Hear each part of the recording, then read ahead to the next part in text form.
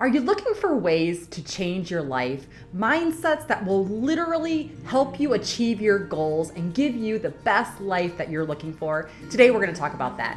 My name is Kelly. I was a nurse to CEO, and my mission is to help you get the life and career of your dreams. So what are the mindset shifts that you really need to have to change your life forever? Number one, like Mel Robbins says, you're never going to want to. What does that mean? That means your body and your mind is never going to want to do the things you don't want to do. For example, if you know losing weight, right, you need to eat less calories and work out more, right? We all know these things, but your mind and your body on occasion is never going to really want to. So you're really going to have to change your mindset on that. Understand that there's going to be mental and things in your life, barriers that's going to say, nope, I really don't want to get up at that alarm clock at 4:30 in the morning, or maybe justification. I was up late last night working on a project or with my kids or my family or whatever that was. And so there's always going to be things in your mind that's going to protect you because you really don't want to. So how do you change that? You change it into a positive mentality first. You say, I really want to because my goal is to feel more confident in my clothes. My goal is to be healthier so I can be around for my grandchildren or my kids. My goal is to be the best person at work so I can lead my best, most authentic life. Whatever that is, changing your mindset for starters helps with that.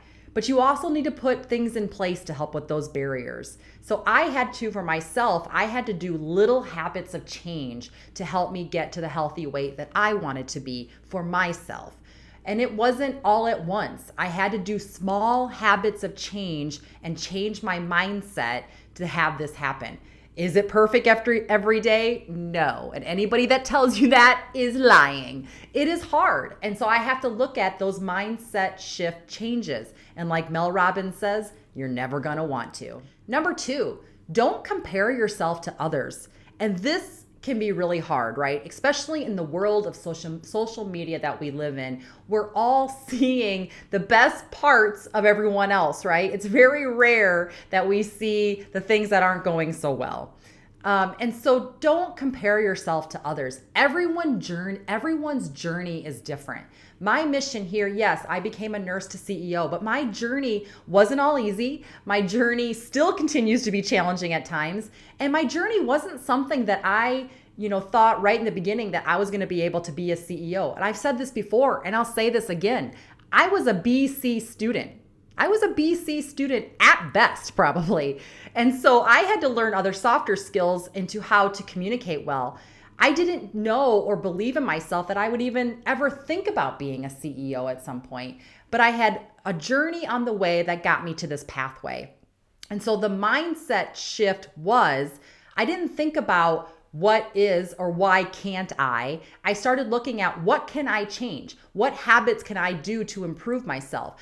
Obviously, I wasn't a very good student when it came to academics, but I was very good on the applicable side. And I do think that the mindset shift changed as I needed to pass. C's got me degrees, but I wanted to focus on how can I be the best nurse that I can be? What do I need to learn to communicate better with others? How do I need to network so I can learn and absorb and do the best that I can as a business person? So my mindset shift changed not to be whatever XYZ person, but to be the best person, the most authentic person that I could do at that time.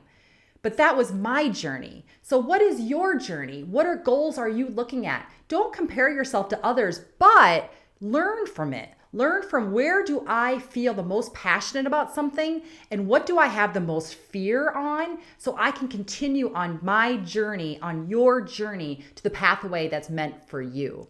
Habits matter. And goal setting matters. One thing I have found, and I've had to learn this over time as well, that little habits of change make a world of difference in your goals. So if you have a goal to lose 10 pounds, but let's say, and you wanted to lose that 10 pounds by the end of the year, but maybe you only lost 5, and I say only in quotation marks. Does that mean you failed? Absolutely not. Because think about that. You still achieved 5 more pounds than you did at the beginning of the goal setting that you made. So you didn't fail. And you also learned habits along the way that is going to continue moving forward.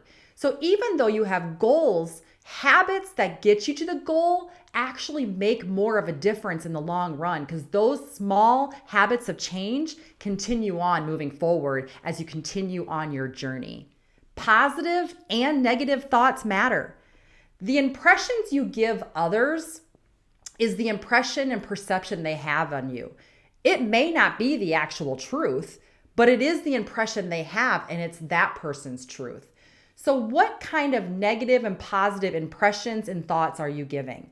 So for example, I think I talked about this in another video, that in my prior life, I sometimes when I was not feeling confident, I probably used humor and a little more of a positive, happy-go-lucky attitude that I found gave the perception to some others that maybe I wasn't taking things as seriously as I needed to. And so I could have taken kind of victim personality in that, right? And be like, well, they don't understand, right? But I didn't. I really self-reflected on that and be like, yeah, I can understand my behavior in that particular moment that would have given that impression. So that really took a step back. I was taking it seriously, but I wasn't given the impression of that. And so I really had to stop with some of the negative thoughts and always try to turn things into positive thoughts, because that really matters in how you're portraying yourself and how you're moving forward. And it's a mindset shift, right?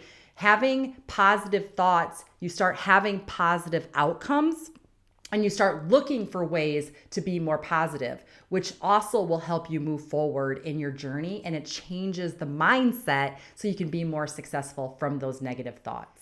Self-discipline is a learned behavior. Self-discipline is not something that comes natural, right? Because again, kind of talking about what we talked about in the beginning, you're never going to want to do it. Like Mel Robbins says, you're always going to not want to do it. So you're going to have to figure out a way to have more self-discipline. Change on anything long-term comes from short-term habits, and those habits come from some self-discipline. And this is something that I had to learn. I had to learn self-discipline on saving better, meaning spending less than you're making, right? I had to learn self-discipline on daily exercise. I had to learn self-discipline on having a positive attitude. I had to learn self-discipline on communicating more effectively with others, and probably more important, actively listening to others so I can learn better. Force yourself to do it even when you don't want to. And this is going to feel really hard at first, right? But self-discipline, again, because it's a learned behavior, if you continue forcing yourself when you don't want to, then that behavior becomes more of a habit and it becomes easier the next time. So that is one way you can start to develop a self-discipline learned behavior. Think about one habit, one thing that you would like to do better on. Create one habit, or think about one habit and just force yourself to do it continuously.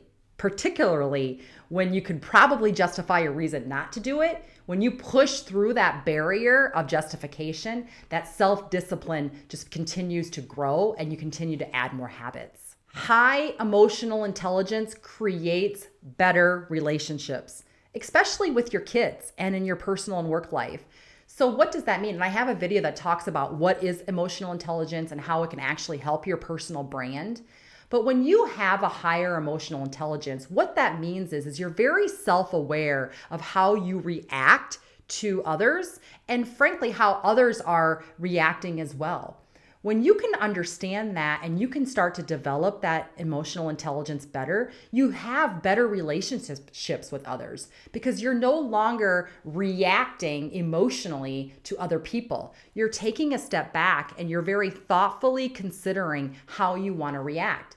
How does this help with a relationship with your work is you now become that trusted source when the going gets tough because you're not reacting to everything, and you can make better sound decisions and be a better negotiator at your work. How does it help if you have children or parents or other family relationships? Is when you're triggered, you're taking a step back and you're having more of a cohesive conversation.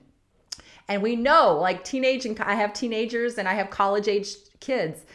They love, right, to kind of get you to react to something. Or sometimes, they're poking the bear, if you will, to get you to react at times. Or maybe they're doing something that really will get you to react.